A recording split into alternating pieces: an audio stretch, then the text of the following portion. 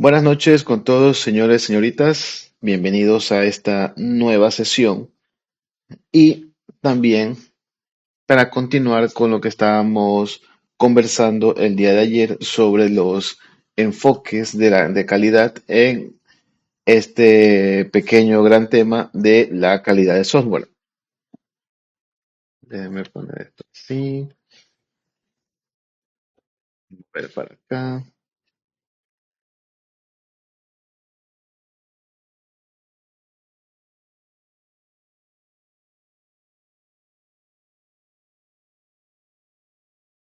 No sé por qué se ve chueco, pero bueno, voy a dejarlo así nomás.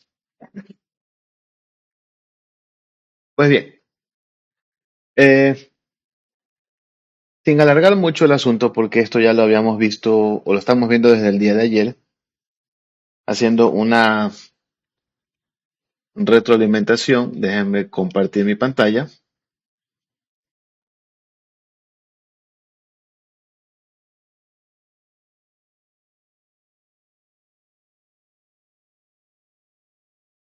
Habíamos visto el enfoque de funcionalidad, pero lo que se conoce como, ¿cómo se llama? Los conceptos. Algo muy escueto de cómo se asegura, cómo se mide. El enfoque de confiabilidad también nos habíamos quedado en el enfoque de funcionalidad hasta las matrices de trazabilidad, cómo se generan, cómo las puedo armar y para qué sirve estas matrices de trazabilidad.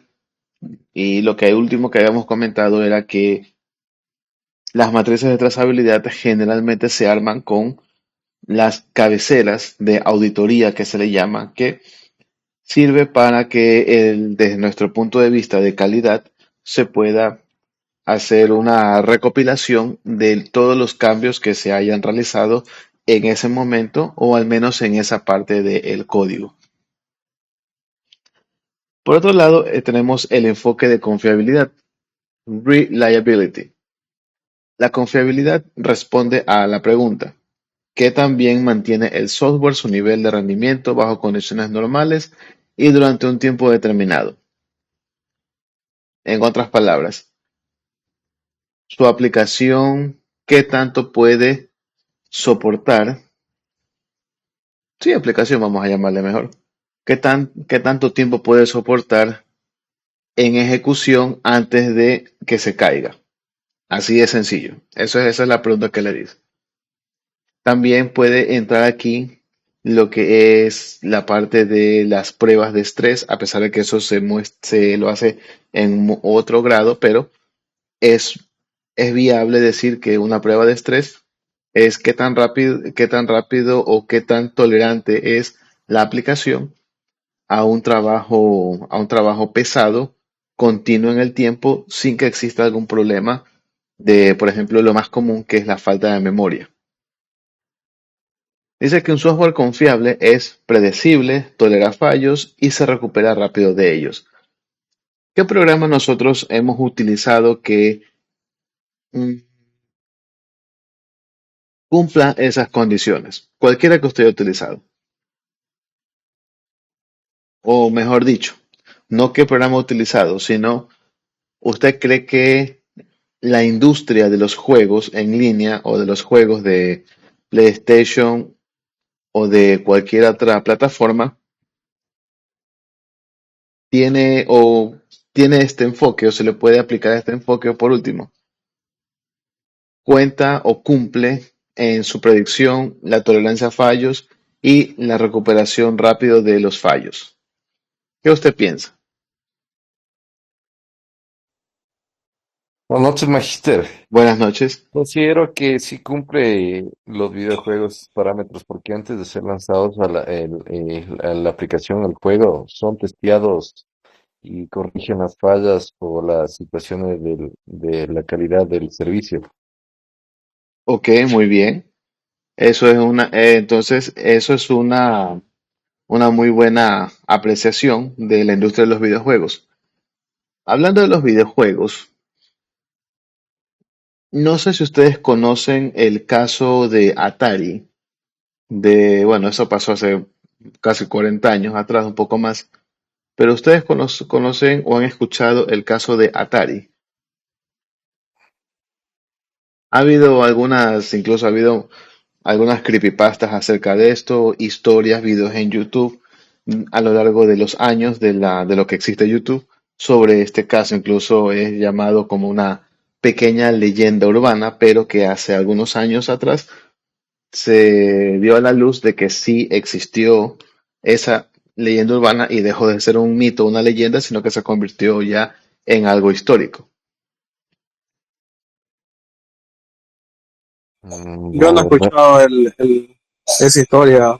Me- Ok, ok, no lo yo ¿Me he. he la puedes jugado con el compartir? Atari, pero no, de hecho tuve Atari, pero no he escuchado esa historia. Nah, yo también, yo tuve, bueno, yo no tuve Atari en realidad, pero sí lo jugué porque un primo lo tenía en su momento. Nintendo también no, yo lo único lo que tuve yo fue un PlayStation, el uno, el 2 y el 3. Porque más, cuando fui más antesito, el Nintendo, Super Nintendo, no lo pude comprar porque era bastante caro en la época. El Sega, Y el Sega yo lo jugaba en cambio en la casa de un amigo del colegio. Y luego él se compró el Sega Dreamcast, que él pensó que era una maravilla, que eran muy buenos gráficos, pero le ganó la batalla a Sony con el PlayStation. También está el Nintendo Wii. Ah, sí. No, a mí no me gustaba mucho porque era de moverse demasiado. Algunos juegos sí, para que me llamaban la atención, pero eso lo jugaba en la casa de una amiga ya de la universidad, creo. Ya cuando me casé, ya dejé la plataforma de los videojuegos porque ya no me alcanzaba el dinero. Yo ahorita en la actualidad lo que está pegando más son, bueno, en mi caso, los juegos en línea en el celular, Call of Duty, pero se necesita bastante capacidad de memoria y RAM Sí. para que tengan buenos gráficos. Sí, eso es un problema en realidad. Incluso teniendo la consola actualmente, desde mi punto de vista, se ha degenerado tanto de que el juego ya ahora ya no lo compras tanto en disco, en el DVD, sino que tienes que descargarlo. Y hay una pelea incluso entre usuarios ya veteranos y también usuarios novatos, que el hecho de que te exijan comprar una licencia te puede simplemente borrar lo que tienes, los avances, y simplemente te dicen ahora que no sé si hayan revertido esa noticia o esa resolución, pero el hecho de que tú compres la licencia no te hace dueño del juego y eso es obviamente una estafa. Pero no sé si se haya revertido esa parte o no, pero ¿a qué es lo que quiero llegar con esto? El caso de Atari es justamente cuando a un grupo de programadores de la película E.T., muchos conocemos o lo hemos visto en Ecuavisa o lo hemos visto en otra plataforma, alguna vez hasta la publicidad del director Steven Spielberg del año 1900, no recuerdo si es 81, 82, 83, no recuerdo, pero es de principios hasta mediados de los años 80 del siglo XX. El punto es de que la empresa Atari, después del lanzamiento de la película, que ellos vieron que era un éxito, en la época se pensaba que lo que es un éxito en el cine va a también ser un éxito en ventas. Ventas de merchandise, entiéndase como juegos, juguetes y demás cosas. El punto es que el estreno de la película fue en verano en Estados Unidos, entre los 3 meses de junio, julio y agosto. Y tenían, creo que no me acuerdo si era 3 a 4 meses que querían que un juego para la plataforma Atari sea realizada y se ha escrito un juego para que sea lanzado en Navidad. Así que fueron 4, vamos a poner así porque no recuerdo bien, ustedes los pueden buscar en Google de lo que estoy hablando. 4 meses donde se le indicó a un desarrollador que lo contrataron para eso, que ya había tenido experiencia en otros juegos que tuvo éxito, pero El problema es que en 4 meses el juego no solo es que no era tan bueno, sino que la jugabilidad no era demasiado atractiva a los usuarios y por ende, en la velocidad que se lo hizo, tenía muchos bugs. Tanto es así de que todos los cartuchos que mandaron a hacer, no recuerdo a dónde, la empresa Atari, no pudieron vender ni siquiera el 10%.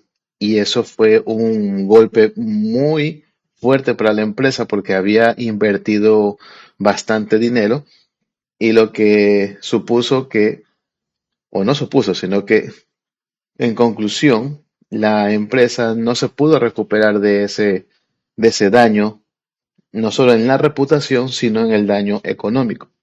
¿Por qué? Porque se quedaron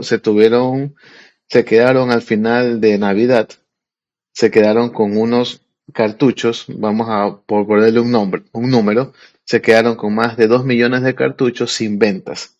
No se vendieron, nadie los quería.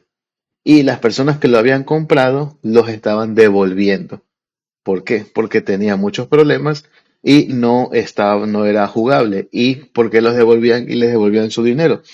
Porque tiene una garantía de devolución de dinero en ese momento. Ahora eso ya se cambió, ya no se puede. Si te llevas el juego, no te gusta o está feo, te fregaste. Lo compraste y se acabó.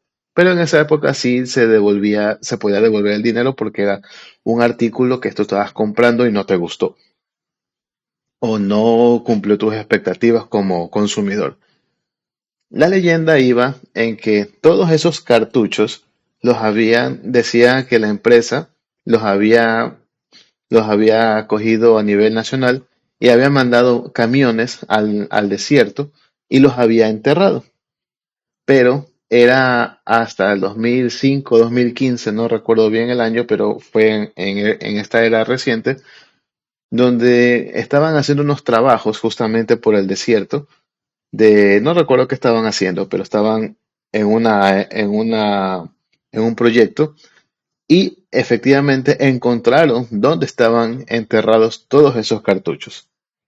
Ahora, ¿a qué va esta historia que les estoy diciendo? Eso está ampliamente documentado en el internet y en YouTube y en algunas páginas de redes sociales, claro, con sus alaracas y todos los temas para llamar la atención, pero la historia está ahí. ¿De qué va toda esta historia? Con lo que les acabo de contar,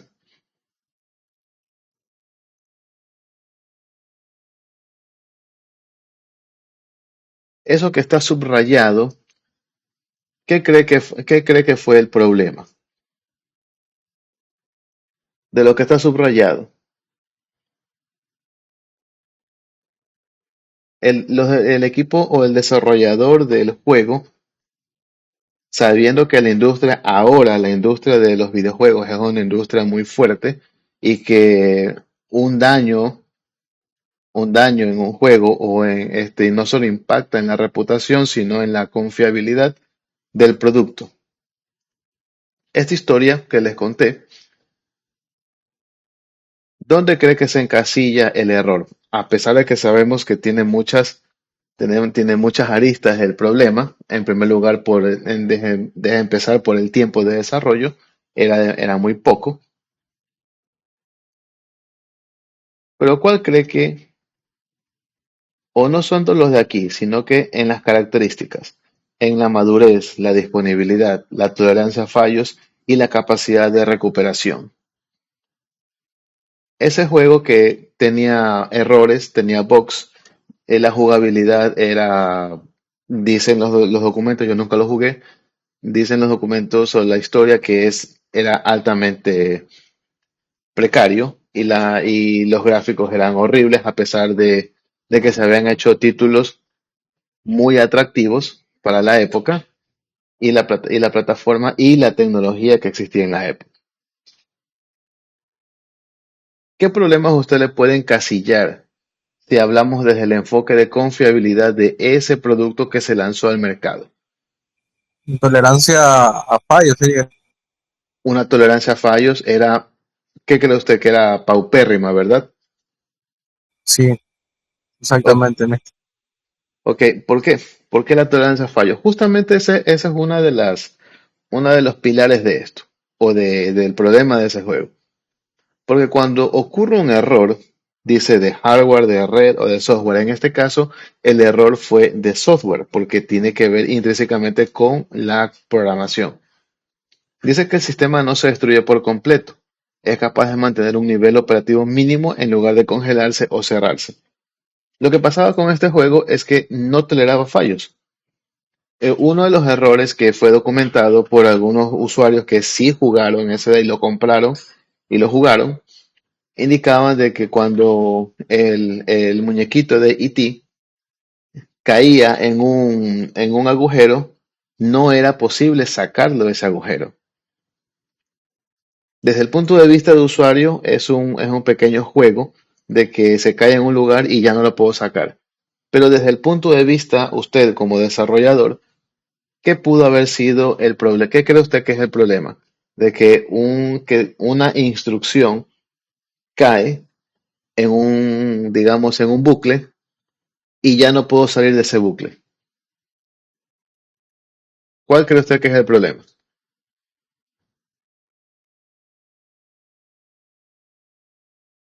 ¿Qué pasa cuando usted hace un while y no puede salir de ese while? A todos nos ha pasado eso. Así que ninguno es ajeno a ese tema.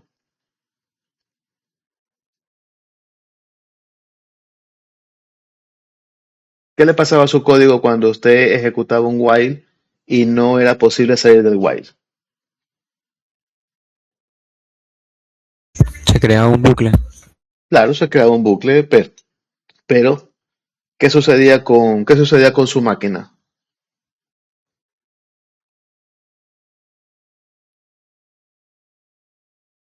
Claro, Pues, a estas alturas que les pase eso ya es muy poco que les ha de suceder porque se aprende con la experiencia.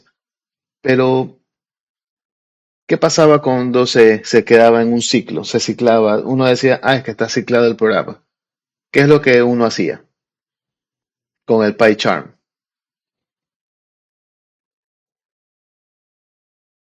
¿Qué le pasaba a su máquina? Sin miedo, dígalo. ¿Qué le pasaba? O nunca me pasó, o nunca lo hice en una máquina, lo hice en un emulador en línea.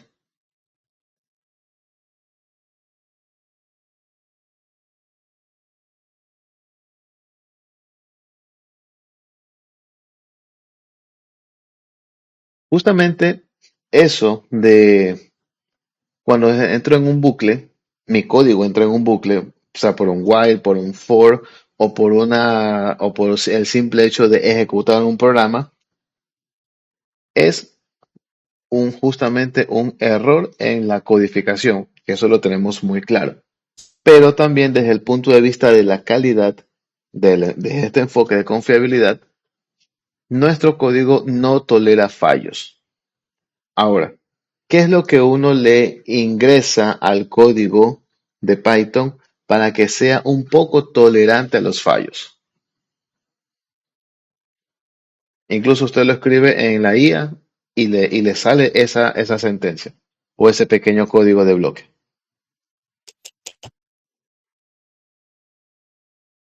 A ver, acuérdese. Usted sí lo ha usado, pero acuérdese.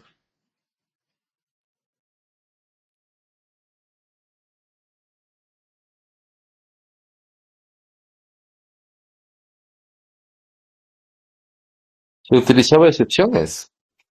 Excepciones, correcto. Muchas gracias. ¿Y qué me ayudaba la excepción?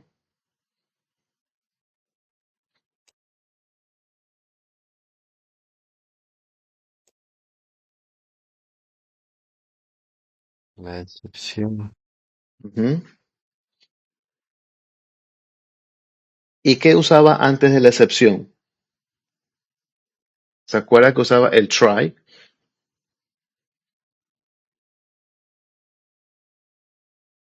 Pero Cool Try era para que no se cierre el programa. Sí, usted utilizaba este. el try y luego exception. ¿El uno para qué me sirve? El uno me sirve para que obligadamente ejecute una porción del código. Y el segundo me ayudaba a capturar el error que me daba, si es que me daba, la ejecución anterior. ¿Ok? Para eso me sirve el try y el exception. El uno es intentar, o sea que ejecuta esto, y en caso de que me dé error, el exception captura el error, y en lugar de que me muestre un error, yo le muestro un print, qué sé yo, ingrese números correctos y se iba a la parte de más arriba. Eso lo hacíamos en fundamentos de programación y también lo hacíamos en programación orientada a objetos. Pero esa pequeña porción de código que usted le ingresaba, eso usted ya estaba aplicando esto de aquí, la tolerancia a fallos. ¿Por qué? Por justamente el concepto. Cuando tengo un error, el sistema no se destruye, sino que es capaz de mantener un nivel operativo mínimo, en lugar de congelarse o cerrarse. Donde también utilizamos el trial exception, también lo utilizábamos o también lo hemos utilizado en la programación web. Cuando en la parte del backend estamos utilizando algún tipo de conexión con una base de datos y la sentencia la podemos poner en un try. ¿Para qué? Para que el programa no se me vaya de oreja, o al menos no el try o el exception, sino que ya utilizamos otros comandos que son para esa naturaleza, para que el sistema o la aplicación no sufra un fallo. ¿Cuál es el problema del usuario? O la molestia, no el problema, sino la molestia del usuario en estos casos. En estos casos simplemente es que la aplicación no le responda y se quede ciclada. Eso es un problema. ¿Y qué es lo que tengo que hacer ahí? Tengo que cortar el proceso, ejecutar nuevamente el programa y esperar, así como les digo, esperar que la información se haya grabado hasta cierto punto o se hayan ejecutado los insert en la base de datos que por un milagro haya logrado enviar alguna información. Si no, me toca enviar todo de nuevo. Eso es una tolerancia a fallos. La capacidad de recuperación. Si el software llega a caerse, ¿qué tan rápido puede regresar a estar operativo y recuperar los datos afectados? Esto es algo que más se utiliza cuando estamos utilizando gestores de bases de datos.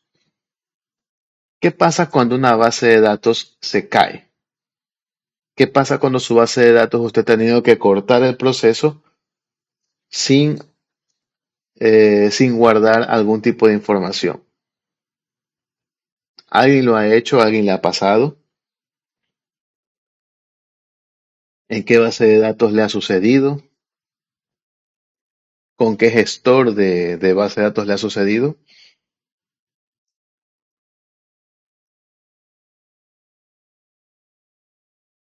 ¿Nunca les ha pasado? No creo que nunca les haya pasado.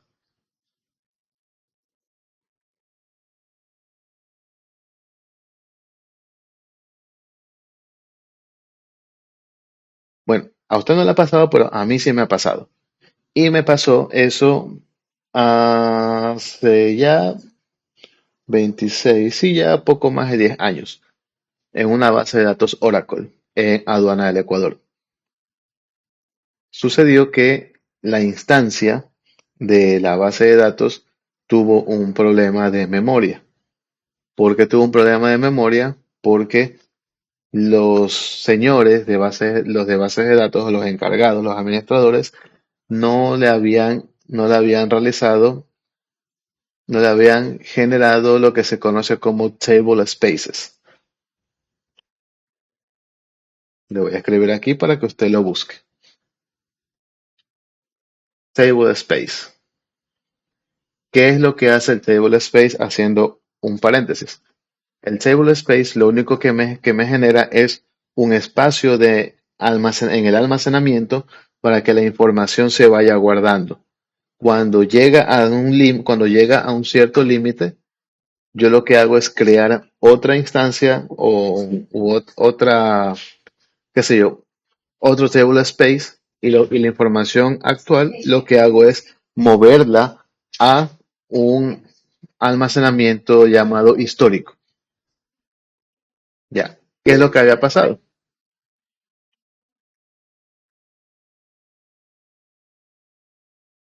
Sí, justamente ese es el concepto de un table space, señorita Rugel. Muchas gracias para que sus compañeros lo puedan leer y todos conozcamos qué es eso de ahí, qué es un table space. Bien, ¿qué es lo que había pasado? Yo estaba en mi turno del sábado, el sábado a las 8 de la noche, estaba ya por salir, trabajaba en el turno de la tarde creo que desde las 3 de la tarde hasta las 11 de la noche o 2 de la tarde, no recuerdo, ya no recuerdo muy bien, pero eran como 8 horas, así de corridas. Creo que era de 3 a 11. De 3 a 11, sí, de tres a 11 creo que era. Bueno, pero el punto es que eran 8 de la noche. Recibo una alarma en el centro de datos y me indica que el table space estaba full. Y que, por experiencia de ustedes y por experiencia mía, ¿qué sucede cuando un disco duro se queda sin espacio en una computadora? Se pone Ahora lenta. se pone lenta, correcto. ¿Qué pasaría, usted, por simple lógica o deduzca, qué pasa en un almacenamiento de base de datos cuando ya no tiene espacio? Ya no guarda registros o ya no Correcto, responde, también puede ser. O las correcto, actualizaciones son distintas. correcto. Ya no guarda datos. Los registros los procesa, pero ya no los almacena. Y a pesar de que físicamente el hardware está funcionando, pero lógicamente como está en el concepto de table space, ya no está funcionando. Así que la base, ¿qué es lo que hace? Desde el punto de vista de Oracle, la base de datos simplemente ya no tiene espacio, a pesar de que tiene las 10 teras de almacenamiento, pero en esos 2 teras que le han asignado, ya no tiene espacio la base de datos. Así que, ¿qué es lo que hace la base? Simplemente se pone en un estado de solo lectura. ¿Y qué sucede en este caso? De solo lectura, imagínense en el aeropuerto de Guayaquil, en el aeropuerto de Quito, no pueden procesar las declaraciones aduaneras en terminal de carga aérea. En el puerto de Guayaquil no se pueden procesar los contenedores. Las paletizadoras no pueden procesar sus productos. Los operadores de comercio exterior no pueden procesar los cargamentos que tienen que ir ubicados en cada contenedor. Es decir, se vuelve un despelote total. Cuando esa alerta a mí me llegó, yo llamé a los encargados que estaban en stand-by. Para variar, era un sábado 8 de la noche, el encargado estaba en una discoteca. Eso me enteré después, pero en ese momento no me contestaba el teléfono. Así que llamé al jefe de él y tampoco contestaba. Y yo fui escalando hasta llamar a la dirección general. Y ese señor me contestó con una voz un poco soñolienta, me imagino que debió estar dormido porque empecé a llamar a las 8, pero hasta que llamé a él eran casi 10 de la noche, siguiendo el nivel de escalamiento y iba evidenciando, anotando todo lo que ella estaba haciendo. Cuando este señor me contestó, empezó a llamar a todo el mundo, indicándole que todo el mundo está llamando a el centro de datos, pero no tengo qué respuestas darles porque tengo este problema y la persona encargada no me estaba contestando. No me contestaba en realidad, a pesar de que saber que estaba en stand-by. Bueno, para no hacerles el cuento largo, la base de datos se puso en modo lectura, pero al final del día la base de datos terminó cayéndose. ya no respondía ningún proceso de Equipass. Así que lo único que se tuvo que hacer es que se conectaron vía remota el proveedor de servicios, me dieron la autorización para llamarlo porque no lo podía llamar así nomás porque tienen que autorizarme porque cada hora que él se conecta está cobrando alrededor de $300 por hora. Así que él se conectó, me autorizó el director y indicó lo que iba a realizar y lo que había sucedido. El encargado me llamó, el encargado de standby cuando ya se normalizó todo. Perdón, el proveedor me indicó que lo ponga, que iba a enviar un reporte, pero que lo deja anotado en bitácora de que no se había creado un table space nuevo para que la base de datos lo coja automáticamente. Primer error del jefe de base de datos. El segundo error es que, bueno, se llenó y se fue de cabeza la base. Como yo era el de centro de datos, estaba encargado de los respaldos, tuve que ejecutar un respaldo del día anterior para tratar de recuperar la data porque se había comprometido por la falta de registros incompletos. Esto le digo que se ejecutó hasta las 2 de la mañana, más o menos, el proveedor estuvo. Ya se imaginará cuánto cobró ese señor por hora. Así que, ¿qué es lo que pasó? La base de datos se cayó, pero se pudo recuperar el 90% de la información. Otra información se tuvo que ingresar manualmente y enviar un comunicado a los operadores de comercio exterior que las declaraciones aduaneras de tal registro en adelante tienen errores y tienen que volver a ingresarse. Lo que tiene Oracle es justamente esto, la capacidad de recuperación. Cuando tengo un desastre, porque eso fue un desastre, la capacidad de recuperación fue muy buena.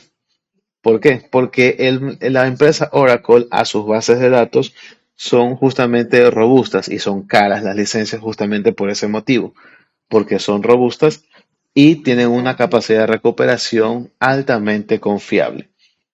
Así que estos sistemas son tolerantes a fallos, tienen una disponibilidad, ya vamos a ver esto, y una madurez que ya vamos a ver esta parte. Para cerrar el tema de la historia, no está de más decir que a esta persona la notificaron el día lunes y le hicieron y le hicieron firmar un documento de que no podía reclamar su puesto nuevamente, no podía reclamar su puesto ni despido intempestivo porque él no estuvo disponible cuando se lo necesitaba. Bueno, así funciona la función pública, así es la función pública, en realidad. Sí. ¿Y cuándo pasó eso? Eso pasó un 20 de diciembre del año, si mal no recuerdo, 2015, aproximadamente. Creo que fue un 20 de diciembre, pero sí fue un diciembre, sí me acuerdo. Sí me acuerdo que fue un diciembre que pasó. Era previo a Navidad, eso sí recuerdo. Del día en específico era un sábado, creo que uno o dos sábados, un sábado antes de Navidad de esa época, de ese año. No me acuerdo si fue el 20 o el 19, pero fue el sábado antes de Navidad. Eso sí recuerdo. Bueno, la disponibilidad. Porcentaje de tiempo que el sistema está operativo y accesible cuando se necesita. Donde nosotros podemos tener o vemos siempre la disponibilidad y la madurez, capacidad de un sistema para evitar fallas o errores a medida que se usa frecuentemente. Un sistema maduro tiene una tasa de fallos muy baja en su día a día. La nube o el Google Workspace es lo que nosotros utilizamos. Usted va a decir, bueno, pero es que es vía web. Y aquí quiero preguntarles algo. Si esto es vía web, lo que estamos utilizando ahora, el Meet, yo estoy utilizando el Google Docs o documentos de Google, como le quiera llamar. Si esto es vía web, ¿dónde está alojado realmente la aplicación? Esto usted ya lo sabe. Ya estamos en cuarto nivel.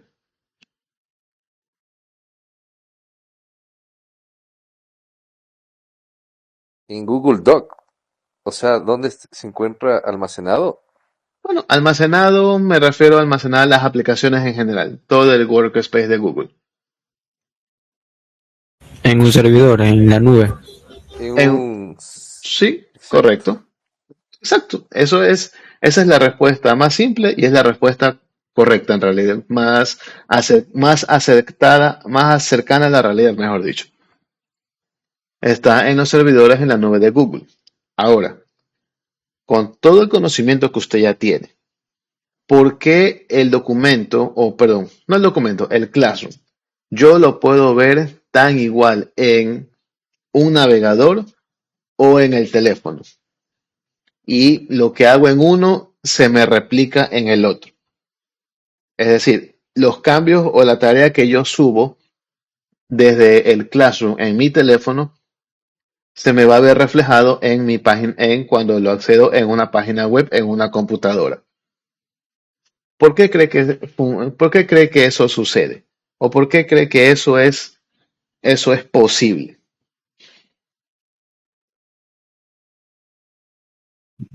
Porque son cambios que estoy haciéndolos dentro de mi cuenta, por eso se reflejan en todos los dispositivos.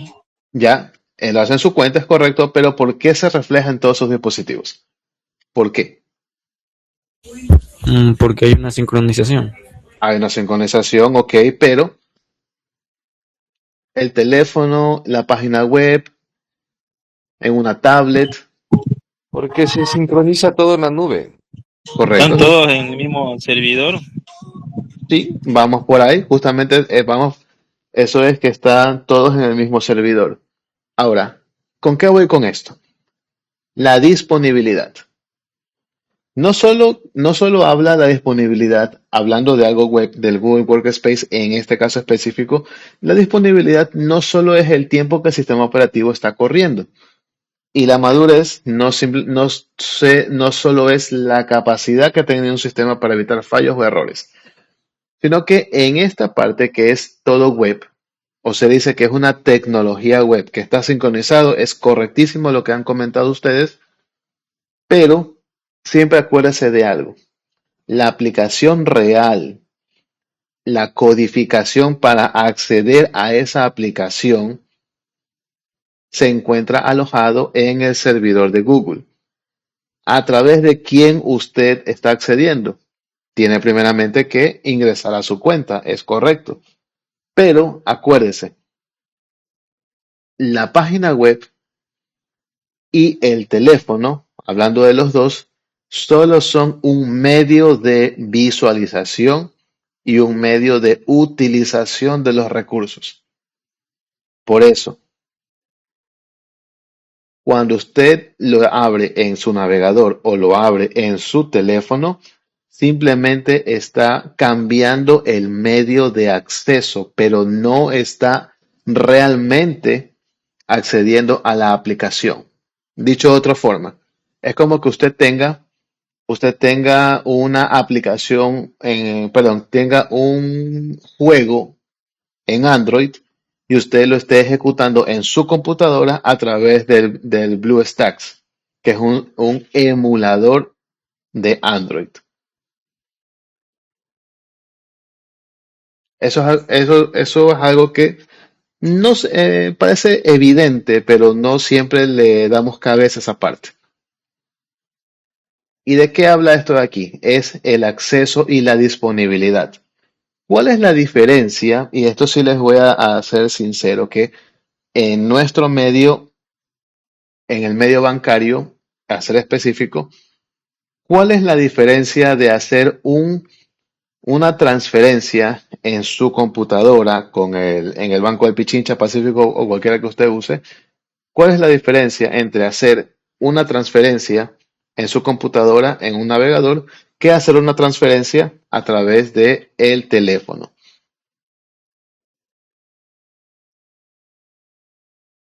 La diferencia es que uno es en una aplicación y el otro es en la web. Claro, es la diferencia más obvia. Pero a veces a mí me ha pasado que la aplicación del Pacífico me sale, la banca móvil no está disponible por el momento, pero me conecto a la vía web y me funciona. ¿Por qué cree que pasa eso? ¿Son sistemas paralelos o estamos accediendo a un mismo recurso?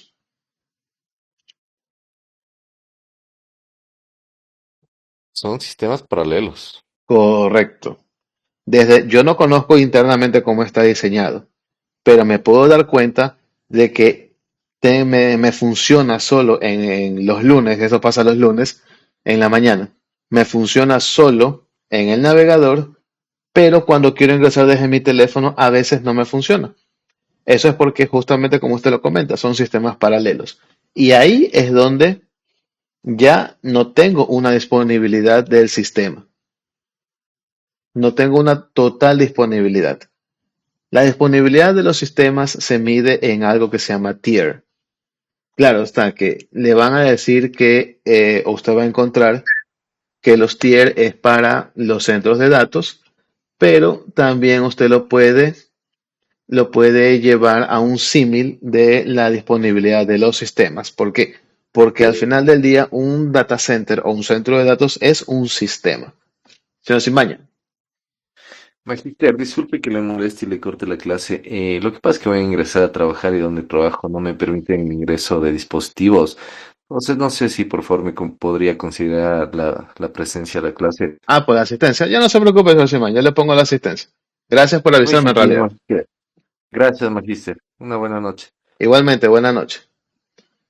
Pues bien, eso es lo que se puede comentar o les puedo comentar en estos casi 40 minutos que solo hemos visto esta parte del enfoque de confiabilidad. La confiabilidad, para cerrar el tema de confiabilidad, es muy importante en el desarrollo de software. ¿Por qué? Porque siempre cuando tengamos una empresa o estemos trabajando en una empresa como equipo desarrollador o con una más alta responsabilidad como el encargado de la calidad, no es tanto el programa, no es tanto el programa que falla. Siempre acuérdese que el que falla no es el programador, ni el de calidad. El que falla es la empresa, ni siquiera uno que se equivocó porque estuvo con un problema en ese día. Se equivocó en algo o se le pasó algo, que a todos nos sucede. Es nuestra reputación que nosotros estamos poniendo al frente del cliente o al frente de nuestros jefes o al frente, Dios no quiera, de los accionistas de la empresa. Por eso este enfoque de confiabilidad yo le doy bastante importancia porque es la reputación y el nombre de nosotros que estamos poniendo en un programa, en un sistema, en una aplicación que decimos que eso funciona. Pues bien, ¿cómo podemos asegurarlo? ¿Y cómo los podemos medir? Porque todo es medible en este sentido. Las pruebas de estrés y las pruebas de carga. ¿Qué significa eso de ahí? ¿Hasta dónde aguanta el sistema antes de romperse? ¿Qué quiere decir esto antes de romperse? Antes de que el sistema colapse. Eh, un proceso se lo somete a un proceso a un nivel de procesamiento bastante grande, consumos de memoria, consumos de disco duro, entrada y salida de datos. Hay pruebas que que ustedes la van a conocer más adelante para, para ver qué tanta carga y qué tanto estrés soporta el hardware que lo contiene y también el sistema de procesamiento. Métrica de fallos. Mean Time Between Failures. MTBF. Tiempo promedio entre fallos. Así de simple. Simplemente lo que hace, bueno, se aplica una fórmula, ya la vamos a ver cómo se lo aplica, y también el Mean Time to Repair. Tiempo promedio que se tarda en solucionar un fallo. ¿Cómo se complementan? El foco principal, desde la funcionalidad y la confiabilidad. Ese cuadro se los voy a dejar para que ustedes lo lean. No voy a ahondar en esta parte porque esto es algo de lectura que tienen que realizar. Lo que yo quiero profundizar, y por eso se le puso profundización, en las métricas matemáticas de la confiabilidad. Sí, todo es matemáticas en nuestra carrera. La confiabilidad no es una percepción subjetiva. Se mide matemáticamente utilizando teoría de probabilidad estadística. Por este motivo, usted se habrá preguntado, bueno, ¿por qué me están enseñando la materia de estadística en la carrera? Bueno, esta es una aplicación. en la tasa de fallos lambda. Bueno, déjame borrar esto.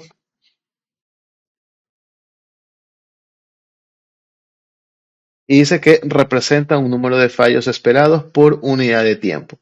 Si la tasa de fallos es constante a lo largo de un tiempo, un supuesto común en sistemas estables, se lo puede calcular como número total de fallos dividido por el tiempo total de operación.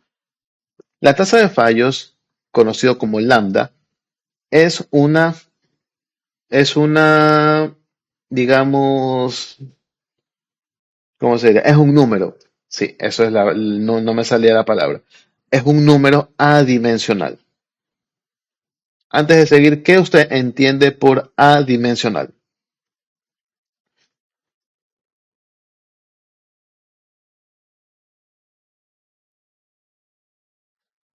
¿Qué usted entiende por la palabra anormal? Pues que no es normal, ¿no? Correcto, que no es normal. O, dicho de otra forma, algo anormal, algo que carece de normalidad. Señor Castillo.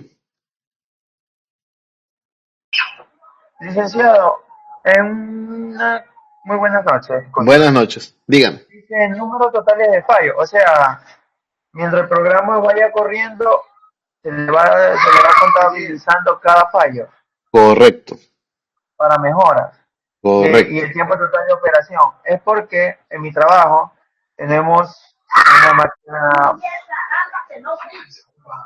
una Palino se congela con amoníaco, ¿sabes? Bueno, etcétera. Ya, Pero ella marca los tipos de arranque, lo tiene numerizado, está contabilizado, los números de arranque y el número total de emergencias que ha ajá. dado la máquina. Por eso que a lo que estoy leyendo ahorita, la tasa de fallos Lambda, yo sé que no viene el caso, pero se me hace memoria en antes que vi ese pequeño en el panel, en un Siemens. Ya, gracias, señor Castillo, por su apreciación. Y no es que no tiene que ver lo que usted comenta. Tiene mucho que ver esto de aquí con lo que usted comenta. ¿Por qué? Porque la contabilidad que usted vio en ese panel es justamente el cálculo de la tasa de fallos de la máquina. ¿Y por qué es importante esto? La tasa de fallos de una máquina es importante. ¿Por qué? Porque en el tiempo de operación, si la máquina contabiliza más fallos que el promedio que tengo más acá, es porque ya es un síntoma de que esa máquina necesita una calibración, de una calibración que es algo pequeño, hasta o no llegar hasta un mantenimiento correctivo. ¿Cuál es el primer paso para que una máquina o un sistema, hablando de desarrollo, tienda a fallar lo menos posible? Los mantenimientos. Hablando de una máquina específicamente, una máquina cualquiera, puede ser un aire acondicionado, vamos a llamarlo así. El aire acondicionado le enfría, pero ¿qué pasa cuando ya empieza a demorar en enfriar? Generalmente solo necesita limpieza, pero a medida de que usted lo va limpiando, hay partes que se van desgastando o el gas puede que tenga alguna pequeña, perdón, la tubería de cobre tenga alguna pequeña fuga. La tarjeta electrónica esté ya un poco sensible por las variaciones de voltaje o los apagones, etcétera. Muchas cosas pueden pasar en una máquina.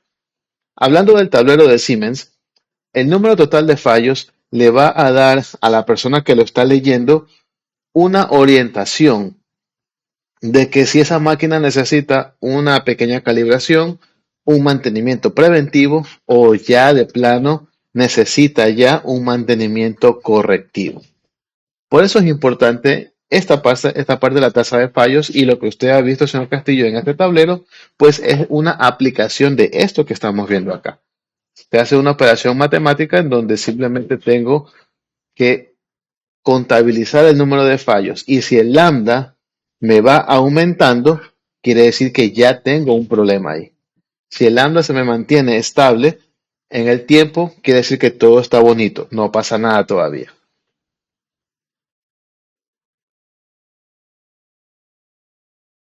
Ok, eso es lo que me mide la tasa de fallos. El número total de fallos en el número total de la operación. ¿Por qué digo que es un número adimensional? Porque eh, en teoría no tiene una dimensión. ¿Qué es una dimensión? Que no tiene algo que se mide, por ejemplo, el metro, o sea, no tiene una unidad de medida, entre comillas, pero sí tiene una unidad de medida. Ya les digo cuál es. ¿Por qué? Porque si es el número total de fallos, es un número, usted lo puede medir tranquilamente en fallos por hora o fallos por día, fallos por semana, cosas así. Ahora, una vez que tengo ese lambda, el tiempo medio entre fallos y el tiempo medio hasta el fallo. El primero se usa para sistemas que no se pueden reparar o componentes que se reemplazan por completo. Es el promedio de tiempo que pasa antes de que ocurra el primer fallo. Y el segundo se usa para sistemas reparables, como la mayoría de lo que es para el software. Es el tiempo promedio entre el inicio de una falla y el inicio de la siguiente. Matemáticamente, si incluimos el tiempo que se tarda en reparar el sistema, la relación es la que está aquí puesta en esta fórmula. Y si el tiempo de reparación es muy cercano a cero o insignificante en comparación con el tiempo de operación, a menudo se simplifica el inverso de la tasa de fallos. Bueno, estas ya son apreciaciones matemáticas que usted tiene que leerlas y no es que las vamos a aplicar, pero sí usted debe conocerlas. Pero para lo que es los sistemas no reparables, sistemas, entiéndase por un conjunto de dispositivos o un conjunto de elementos que se encuentran en un dispositivo que le permiten funcionar. Eso es un sistema. Nuestro cuerpo es un sistema. La computadora es un sistema. El teléfono es un sistema. A pesar de que es un smartphone, pero sigue siendo un sistema. Un conjunto de elementos que funciona como un todo. Eso es un sistema. Luego están los no reparables y los reparables. Alejándonos o dando uno o dos pasos más atrás. ¿Qué usted entiende por un sistema no reparable? ¿Qué es lo que no se puede reparar? Según su conocimiento, su apreciación, ¿qué es lo que no se puede reparar? Olvidémonos del software. ¿Qué es lo que usted cree que no se puede reparar?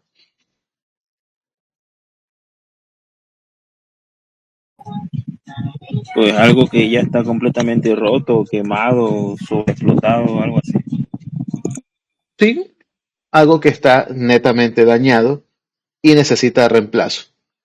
O, dicho de otra forma, elementos que son destinados a reemplazo, que tienen unas horas de vida. Les doy un ejemplo sencillo, un foco. Usted ve que se quema el foco y usted no lo está reparando, usted lo bota y compra e instala uno nuevo. Eso es un sistema que es no reparable. ¿Y por qué digo un sistema? Porque los focos LED, tienen un pequeño circuito, tienen un filamento, están recubiertos por plástico y el todo lo hace funcionar. ¿Es un sistema muy simple? Sí, es muy simple, pero un sistema al fin y al cabo. Un mouse como este de aquí, inalámbrico, nosotros lo podemos catalogar como un periférico, pero es parte de un sistema. ¿Qué pasa si el mouse inalámbrico se me daña el día de mañana? ¿Lo puedo reparar o no lo puedo reparar? ¿Qué cree usted? De- dependiendo qué es lo que se dañe.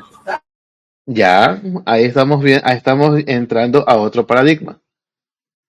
Entramos a un sistema reparable, pero ¿qué tengo que analizar? El costo-beneficio. ¿Por qué el costo-beneficio? ¿Cuánto cree que me costó este mouse RCA? Que lo compré en el Coral. Póngale unos $20. No, con eso me compraba más de 6 mouse. ¿Sabes cuánto me costó este de aquí? $6, ¿qué? Con impuestos y todo me costó 350. 350. Pero y 350. en calidad, Lo compré, ya creo que tiene un año conmigo. disculpe licenciado, ¿dónde le compró? En el Coral. Bueno, fue como me queda cerca en el Mall del Río, en el Coral, ahí lo compré. Hay de todo precio, de toda marca. No sé si lo compré en oferta o no, pero a mí me costó 350. Pero creo que entre hasta $5 creo que es muy bueno y pagable un mouse inalámbrico. Y no consume demasiada batería porque de todo el tiempo que lo tengo, solo le he puesto de las AA, le he puesto 6 pilas. Así que sí le dura bastante y es de bajo consumo. Ahora, lo que su compañero Tutiben indicó, que lo puedo reparar, sí, pero depende de qué es lo que se dañe. Pero ahí tengo que ver el costo-beneficio. ¿Vale la pena reparar algo tan barato o comprar uno nuevo? No, pues mejor me lo compro nuevo, pues si vale, está barato. Correcto, es que a eso voy. Usted introdujo un concepto que es el costo-beneficio. ¿Qué me sale mejor? ¿Con adquirir uno nuevo o tratar de reparar o recuperar lo que tengo? Llevémoslo al ámbito de los carros. Un sensor. ¿Qué es lo que nosotros hacemos? Se daña y compro uno nuevo. Ahí no hay, ¿cómo se dice? No hay opción. Eso es un pequeño elemento o sistema no reparable. ¿Usted se puede meter a repararlo? Si usted quiere. Pero acuérdese que los sensores, en realidad muchos sensores tienen un pequeño, digamos, vamos a llamarle un pequeño temita. Ellos sensan, obviamente, porque están diseñados para eso, sensan valores o niveles analógicos y los traducen hacia la computadora del carro a valores digitales. Por eso es un poco complicado reparar un sensor porque no va a quedar lo mismo y hay que ser conscientes de que todos los elementos que usamos actualmente, sea en carros, en computadoras o lo que sea, tienen horas de vida. Que dependiendo de la marca tengan más o menor calidad, pero todos tienen lo que les comento, horas de vida. Pues bien, regresando al tema del software, eso significa cuando un sistema es reparable o un sistema no es reparable. Es decir, lo no reparable generalmente se encarga es del hardware que contiene el software. De lo reparable es generalmente hablando del software, donde tengo el inicio de una falla y el inicio de la siguiente. Y como les comentaba, hay una fórmula y luego, bueno, hay otra fórmula que cuando el tiempo de reparación es insignificante o muy cercano a cero, etcétera, etcétera, ahí les dejo la literatura. Pero, una vez más, esto es conocimiento para ustedes, esto no es que lo vamos a aplicar en algún examen. La función de confiabilidad. Esto ya es un poquito más, esto ya es un poquito más especializado. Déjeme sacar esto, porque esto era cuando se copió en el látex, pero no lo agarró este de aquí. La función de confiabilidad es la probabilidad de que un sistema funcione correctamente sin fallos durante un periodo de tiempo determinado t, bajo un modelo de tasa de fallos constante lambda. Y la confiabilidad sigue una distribución exponencial, tal cual como está aquí, e elevado a la menos lambda t. que entiéndase de otra forma, E es igual a menos T sobre MTBF. Eso, el MTBF está más arriba.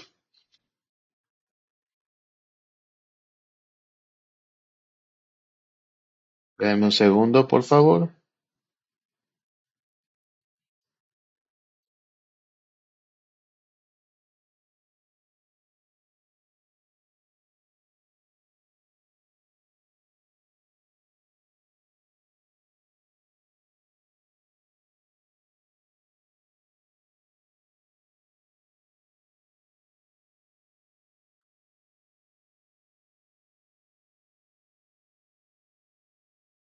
Ya, ya. ¿Cómo se interpreta esto de aquí? Eso es un ejemplo nada más de aplicación. Si un sistema tiene un MTBF, vamos a ver qué es MTBF. El mean time, perdón, es el mean time between failures, es decir, el tiempo promedio entre fallos. Si tenemos que el sistema tiene un tiempo entre fallos en promedio de 100 horas, la probabilidad de que funcione sin fallos durante las primeras 100 horas es de 100, es de t igual a 100 segundos. Y aplico la fórmula. R cuando es 100 o en el instante 100, me sale que E a la menos 1, el lambda t y demás. Me queda aproximadamente, bueno, tengo que arreglar la fórmula, se las voy a arreglar en un rato. Pero al momento de que yo ejecuto esto, el E a la menos lambda t, me queda aproximadamente 0.368. Pero como tengo que expresarlo en porcentajes, lo multiplico por 100 y es un 36.8%. ¿Qué quiere decir esto? Que si el tiempo entre fallos es de 100 horas, la probabilidad de que funcione sin fallos va a ser de apenas el 36.8%. 100 segundos, 100 horas.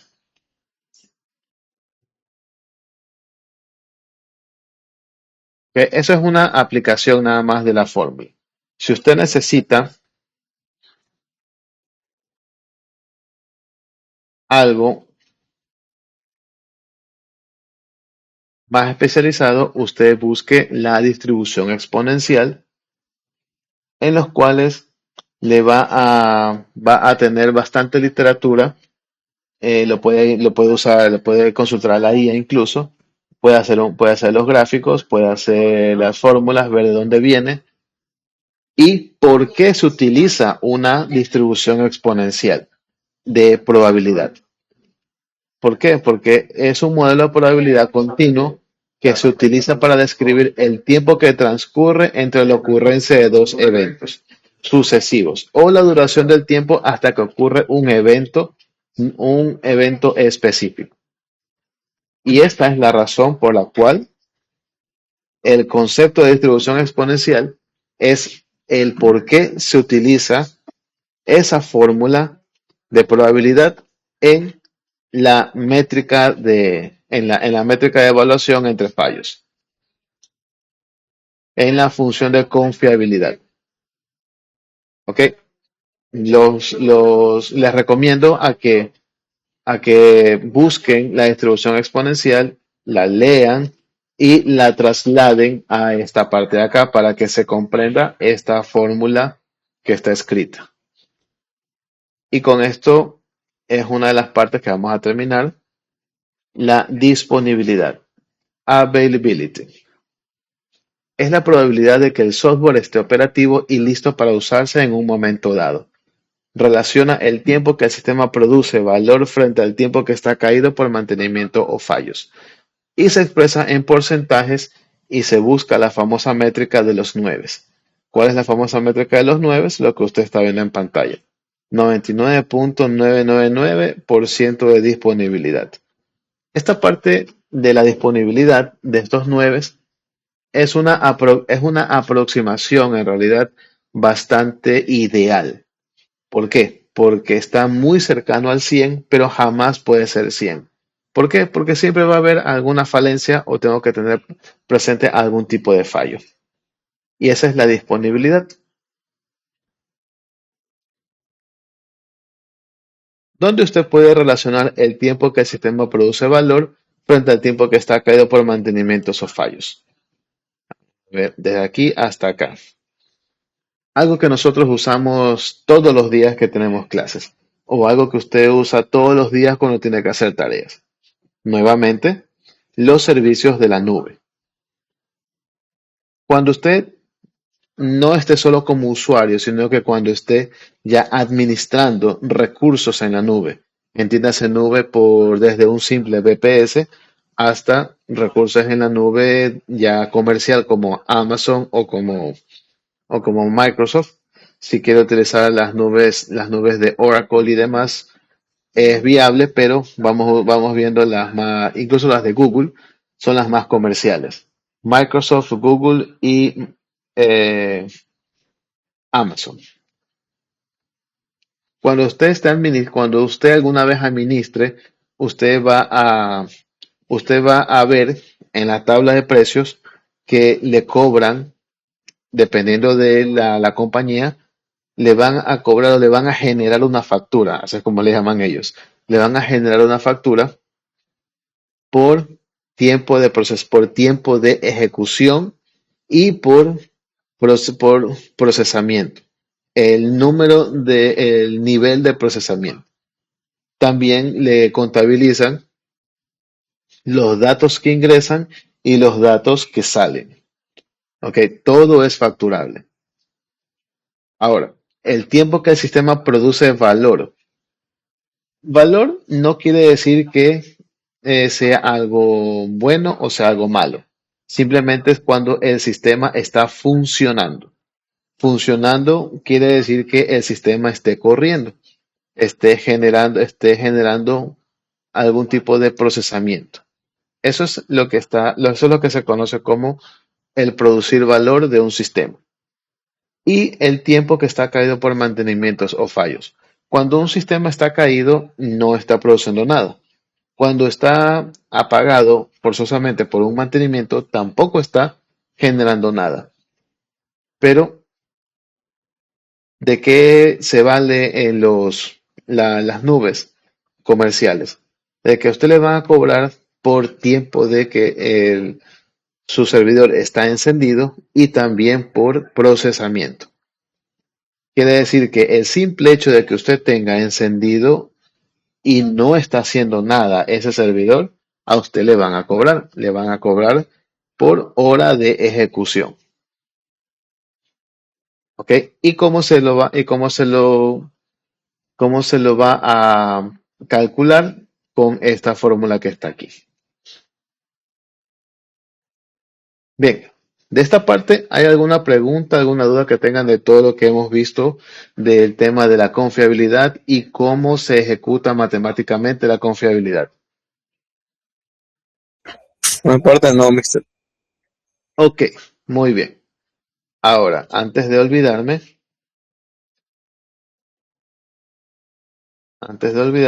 vamos a el tema de la asistencia.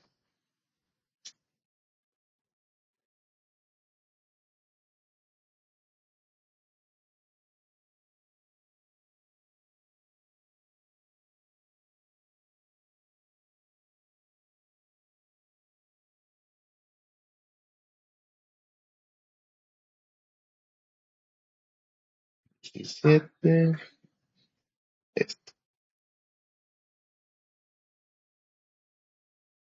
Bien, jóvenes, por favor, atención a la asistencia. Alvarado, Presente, profe, buenas noches. buenas noches. Arévalo, Presente, buenas noches. buenas noches. Arizaga, Arizaga,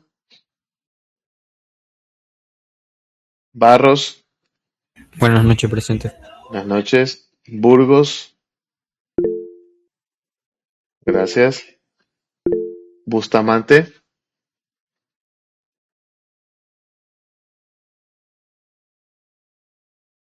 Bustamante, Cantos,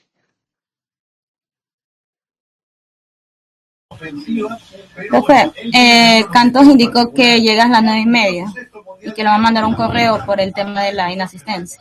ok, no hay problema. Le espero entonces el correo y le voy a dejar aquí asentado. Ya. Castillo, sí, sí, Castillo sí está aquí. Buenas noches, mujer presente. Choes Pisa, Buenas noches, presente. buenas noches. Choes Rodríguez, Buenas noches, presente. buenas noches. Dávila,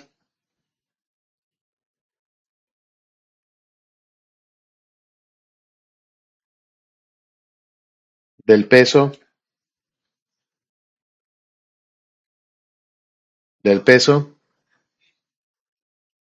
Garcés, Guano, Presente, licencia. Hurtado,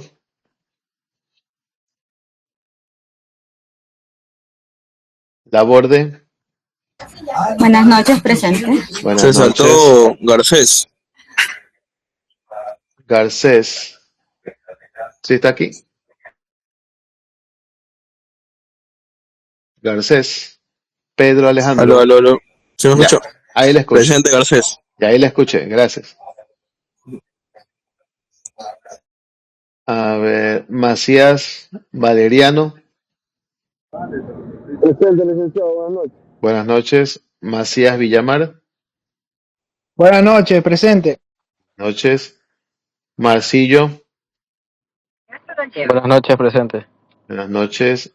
Morán Soriano, Buenas noches, presente. buenas noches. Morán Suárez,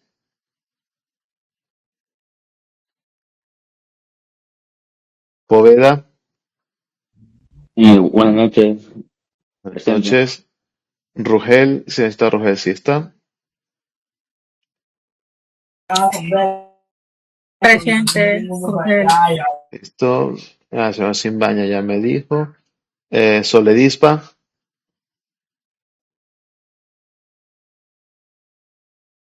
Soledispa. Igualmente, Soledad indicó que llega tarde del trabajo, que también le va a enviar un correo. Ok, no hay problema. Tuti Ben sí está. Presente. Vera,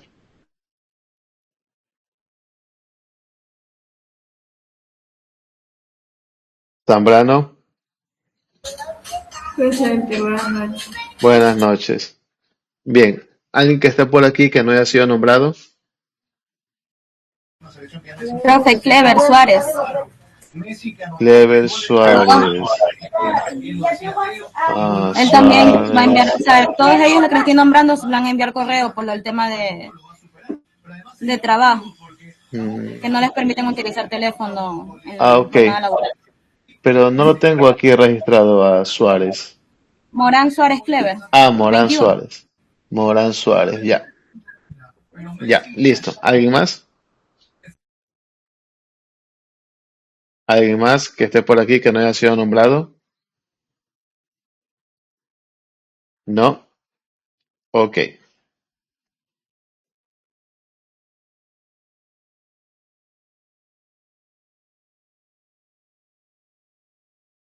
Bien. ¿Qué vamos a hacer en esta hora?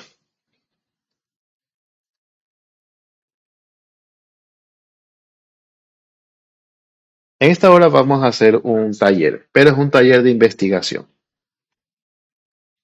¿De qué? Se preguntará. De un caso de uso. Casos de uso que usted encuentre de enfoque de confiabilidad.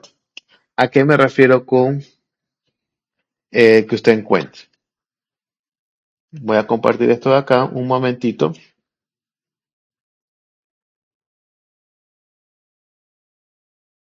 Usted puede, o es una sugerencia, utilizar el Google Académico y usted puede encontrar casos de uso, eh, calidad de software, enfoque, confiabilidad.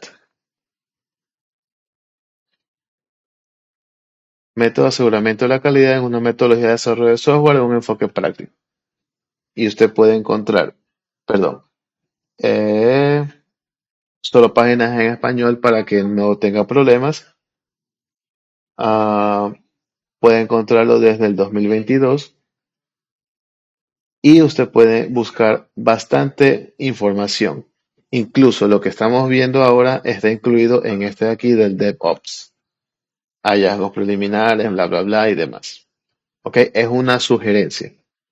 Si no, usted puede tranquilamente indicarle a la IA que le ayude con estos casos de uso, pero que ejecute referencias bibliográficas de, de páginas de artículos científicos y de de publicaciones, desde los Google Académicos o desde alguna biblioteca de páginas indexadas. Porque es un poquito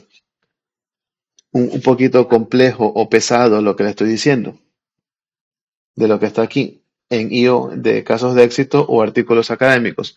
Porque si usted no le da los parámetros a la IA que le ayude con la búsqueda de fuentes bibliográficas, le va a buscar opiniones. Y no necesitamos opiniones, necesitamos datos verídicos, datos que sean comprobables. ¿Por qué? Porque si usted puede encontrar que el cálculo de la métrica y el cálculo de las evaluaciones en algún documento, bienvenido sea. Y usted puede ver y verificar qué y cómo se ejecuta esa fórmula. Y también un ejemplo de su implementación. En ese ejemplo de implementación, si usted no logra encontrar un ejemplo, porque es un poco complicado, eso yo les voy a ser honesto. Si usted no logra encontrar un ejemplo de implementación en una empresa y demás, porque las empresas no liberan toda su información por obvias razones, usted puede proponer un ejemplo de implementación. Voy a ponerlo aquí, o proponer qué sé yo, no un caso, sino no un ejemplo. Vamos a poner así, un caso a implementar. Ya, así nada más le voy a poner, para que sea más general.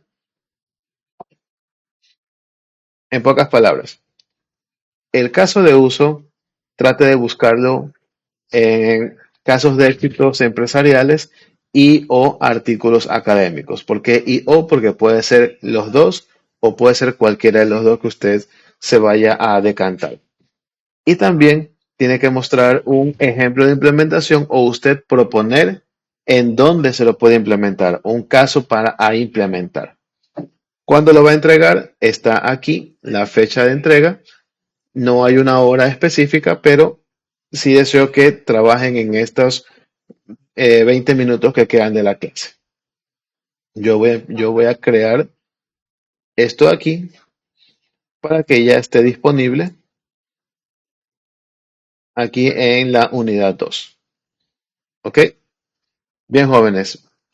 En los últimos 20 minutos que nos quedan, usted dedíquese a esta investigación, revise fuentes bibliográficas, no se confíe en lo que usted si usa la IA, que es lo más probable, no se confíe en todo lo que le dé. Lo que usted vaya a leer ahí, búsquelo aparte. No lo vea como algo verdadero 100%. La IA comete errores también. Usted verifique su trabajo. Bien, jóvenes, voy a dejar esta pantalla de compartir. Y pues el día de hoy, ya para cerrar, hemos estado conversando sobre el enfoque de la calidad del desarrollo de software, pero desde el punto de vista del enfoque de confiabilidad, ya no algo general, sino enfocándonos en la confiabilidad y las matemáticas que están detrás de las métricas de esta confiabilidad. ¿Por qué es importante las matemáticas?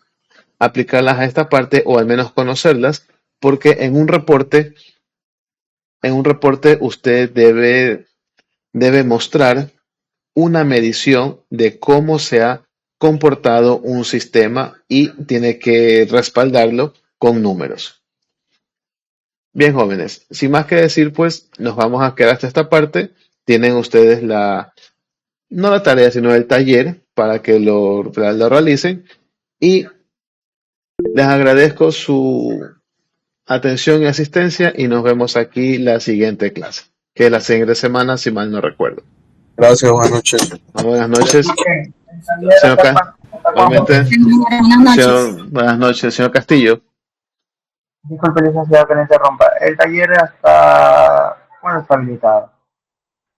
Está habilitado. Deje mostrarle. Porque se puede entrecortar.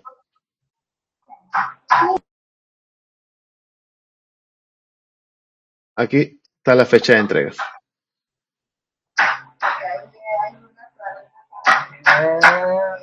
La fecha de entrega...